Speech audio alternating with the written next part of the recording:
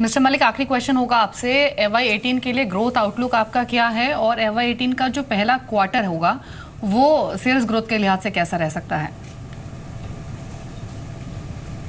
जी देखिए, जहाँ तक FY18 का सवाल है, हमारी एक्सपेक्टेशन ये है कि H1 में, क्वार्टर 1 क्वार्टर 2 में उसका एक इम्पैक्ट रहेगा। जैसे कि मैंने पहले भी बताया, GST इम्प्लीमेंटेशन का एक इम्पैक्ट जरूर देखने को मिलेगा।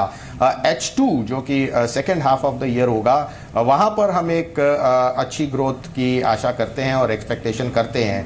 तो इसको मद्देनज़र रखते हुए ओवरऑल जो ईयर होगा वो स्लाइटली पॉजिटिव होगा, मगर बहुत ज़्यादा पॉजिटिव शायद ना हो। मगर अगेन वो डिपेंड करता है कि किस तरह से whole supply chain of distributor, suppliers etcetera will implement GST in a faster way. तो एक किस तरह से उसको एक्सेप्ट करेंगे और किस तरह से इम्प्लीमेंट करेंगे, उसकी स्पीड पे भी ये निर्भर करेगा कि how soon the whole economy will come back on the fast track.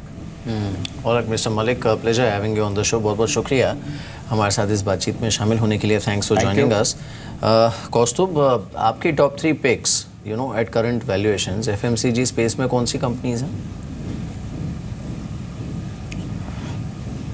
हमारे टॉप 3 पिक्स में है HUL, ब्रिटानिया और इमामी। जी। HUL मेनली बिकॉज कि हमें लगता है कि GST और जो हम एक्सपेक्ट कर रहे हैं कि रूरल इकोनॉमी इम्प्रूव हो सकती है यहाँ से, तो उसका एक बड़ा फ़ायदा हिंदुस्तान यूनिलीवर को होगा।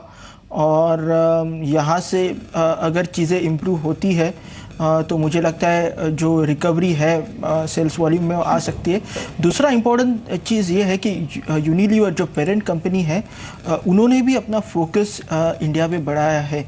तो यहाँ पे हम एक्सपेक्ट कर सकते हैं कुछ नए स्ट्रैटेजीज़ HUL के लिए, जो उनका एक ग्रोथ प्रोस्पेक्ट है वो आगे चल के इम्प्रूव कर सकता है इन द कमिंग क्वार्टर्स। सो ये एक स्टॉक है जो हमें लगता है कि एक यहाँ से अगर इम्प्रूवमेंट दिखती है तो एक रिकवरी मोड दिख सकती है और चीज़ें इम्प्रूव हो सकती है।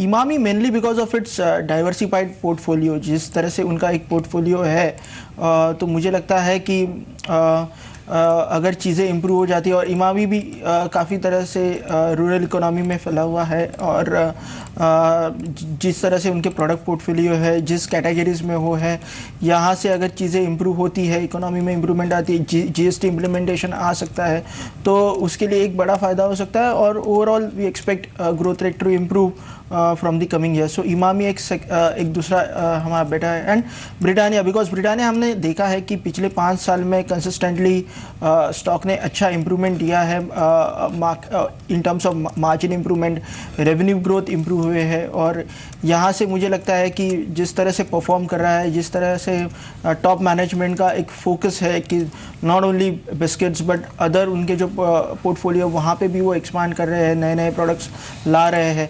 तो ब्रिटानिया भी एक ऐसा स्टॉक है जो हमें लगता है कि यहाँ से अगर चीज़ें इम्प्रूव हो जाती है, अगर एक सस्टेनेबल ग्रोथ रेट रहता है, तो एक बेहतर स्टॉक माना जा सकता है। जी, कौस्तुभ भी, ITC पर आपकी राय क्या है? ITC आपकी प्रेफर्ड लिस्ट में शामिल नहीं है, लेकिन बजट के बाद अब GST रेट्स को लेकर जो डेवलपमेंट हुई है उसके बाद ज़्यादातर हाउसेस ने इसे रीरेट किया है।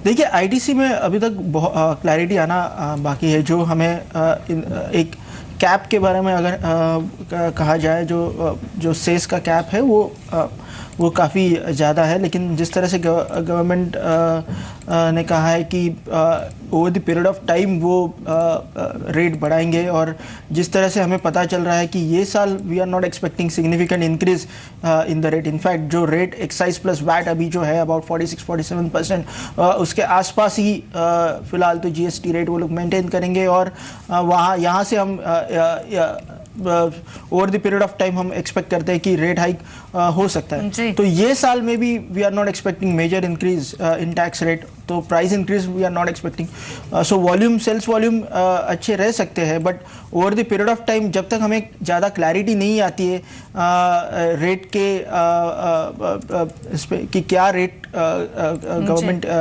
ये कर रहे हैं, लगा रहे हैं, तब तक हम कुछ नहीं कह सकते। बट एक valuation point of view ITC अभी भी डिस्काउंटेड वैल्यूएशन पे है और कंपेयर टू अदर स्टॉक्स। और जो एक हेडविन था कि ये साल में ही हम एक्सपेक्ट कर सकते हैं कि रेट बहुत ज़्यादा होगी, वो हेडविन अभी नहीं रहा है, जो रिस्क था वो नहीं रहा है, तो यहाँ से आईटीसी के लिए भी अच्छा ही है।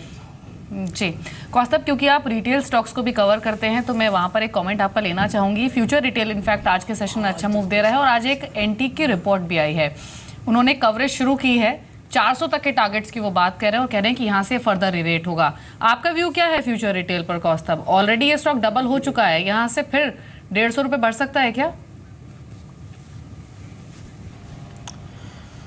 देखिए फ्यूचर रिटेल पे तो हमारा कवरेज नहीं है, बट आई थिंक अगर हम देखेंगे ये फ्यूचर रिटेल हो या काफ़ी सारे अदर रिटेल स्टॉक हो, एवेन्यू सुपरमार्ट के लिस्टिंग के आसपास ये काफ़ी स्टॉक्स के प्राइजेस में बढ़ोतरी दिखी है।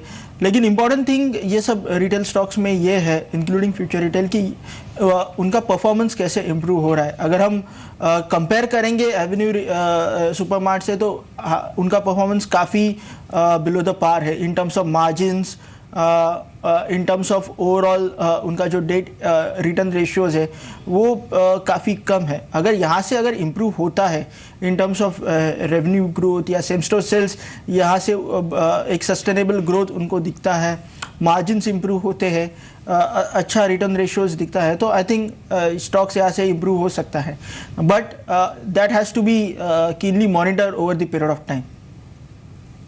जी चलिए कौस्तुभ, शुक्रिया हमारे साथ इस बातचीत में शामिल होने के लिए। थैंक्स फॉर जॉइनिंग अस। अच्छी चीज़ ये है कि निफ्टी 40 पॉइंट ऊपर है 9126 पर, तो इसने जो 9100 के ऊपर थोड़ा चॉपीनेस की आशंका थी, at least for the time being तो उसे एड्रेस किया है।